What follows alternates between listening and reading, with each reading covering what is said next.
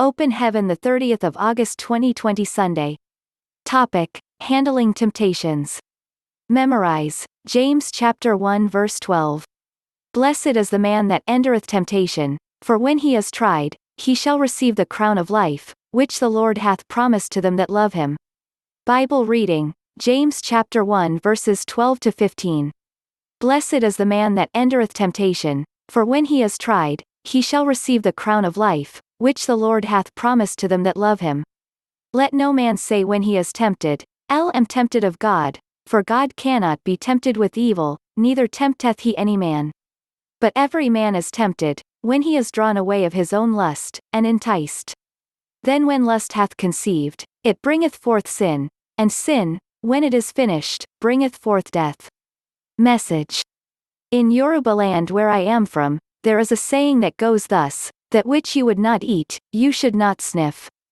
The way to resist temptations is to run from anything that appears to negate the commandments of God. 1 Thessalonians chapter 5 verse 22 puts it thus: abstain from all appearance of evil. If only David had taken his eyes off Bathsheba, he would not have fallen into the sin of adultery and subsequently murder. If only Judas Iscariot had handed over the treasury of Jesus' ministry to someone else, or at least found someone to be accountable to, he would probably have been amongst the apostles until he died. Temptation is not a sin, it is merely the arousal to sin. To resist the temptation is to resist the arousal. When the devil wants to conquer a person, he simply puts things in place that will arouse the fellow to sin, and so the Bible says in James chapter 1 verse 14. But every man is tempted, when he is drawn away of his own lust, and enticed.